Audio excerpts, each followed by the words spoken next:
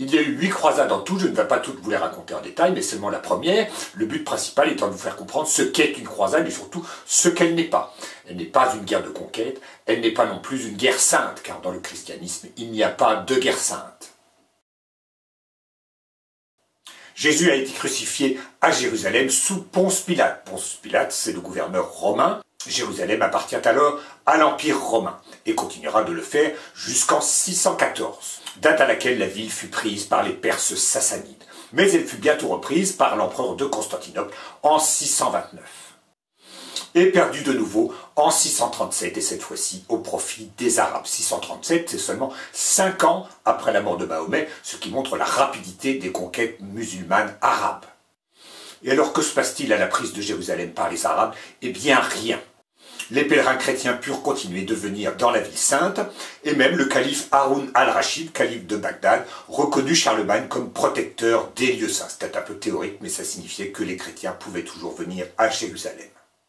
Mais tout va changer plusieurs siècles plus tard, quand en 1078, Jérusalem fut prise cette fois par les Turcs Seldjoukides. Les Turcs, c'est un peuple venu d'Asie centrale qui a été converti à l'islam et qui a ensuite conquis l'Empire arabe, qui est alors devenu un empire turc, mais toujours musulman. Et les Turcs se comportèrent tout à fait autrement. Ils commencèrent par massacrer la population de Jérusalem et ils soumirent les chrétiens à toutes sortes de vexations. C'est le statut de dhimmi. La dhimmitude est un statut inférieur pour les non-musulmans en terre d'islam. Et réduisirent à l'occasion les pèlerins en esclavage. L'accès aux lieux saints pour les pèlerins était donc fermé. Mais ce n'était pas tout. Dans leur avance, les Turcs menacent l'empire romain d'Orient, qu'on peut vraiment appeler d'Orient, puisque désormais il y a un empire d'Occident tout à fait distinct de l'empire romain d'Orient de Constantinople. Et l'empereur de Constantinople, qui appartient à la dynastie des Comnènes, fait appel au pape. Et le pape Urbain II, à l'occasion d'un concile qui se tint à Clermont, en Auvergne, en 1095, lança un appel à la croisade. Alors attention, le mot croisade n'existe que depuis le XIVe siècle. Il a été inventé après coup pour désigner ces expéditions un peu particulières, mais les gens qui ont pris part aux croisades ne connaissaient pas ce mot. Toutefois, aucun roi ne prit part à cette croisade, ce qui laisse penser que ça n'est pas une guerre de conquête, les rois sont généralement des conquérants.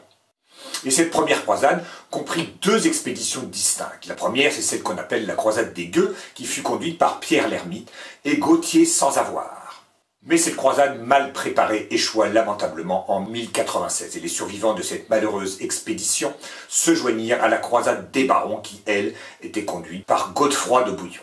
Et cette croisade, mieux organisée par des seigneurs, des chevaliers, parvint à Constantinople en 1097 et elle réussit à délivrer Jérusalem et donc le tombeau du Christ en 1099.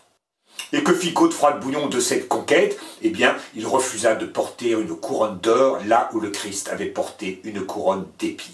Il se contenta du titre d'avoué du Saint-Sépulcre.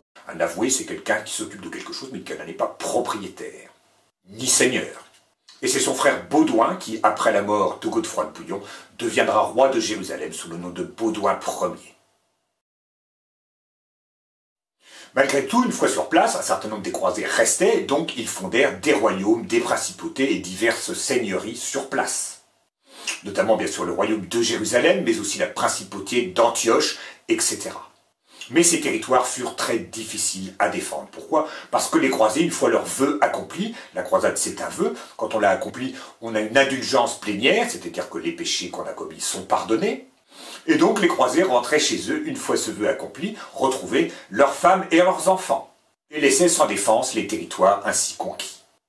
Quelquefois, on a expliqué les croisades par le fait qu'il y avait une surpopulation en Occident et que les gens avaient besoin de trouver des terres nouvelles. Et bien, c'est assez curieux parce qu'une fois qu'ils les avaient trouvées, ils en repartaient aussitôt. Donc cette explication est fausse. La motivation religieuse est première dans les croisades. Et toutefois, ça n'est pas une guerre sainte, c'est une sorte de pèlerinage armé, car dans le christianisme, il n'y a pas de guerre sainte. Il y a seulement des guerres justes. Et la croisade en fait partie. Toujours est-il que pour défendre ces territoires furent créés des ordres de chevalerie. L'avantage de ces chevaliers, c'est qu'ils prononçaient un vœu religieux, donc ils n'avaient pas de famille et ils pouvaient rester en terre sainte toute leur vie pour la défendre, mais aussi pour protéger les pèlerins et leur venir en aide. Les chevaliers du Saint-Sépulcre, les chevaliers de Saint-Jean de Jérusalem, qui existent toujours sous le nom d'ordre de Malte, il y eut l'ordre du Temple, bien connu, dont on reparlera, et puis aussi les chevaliers teutoniques.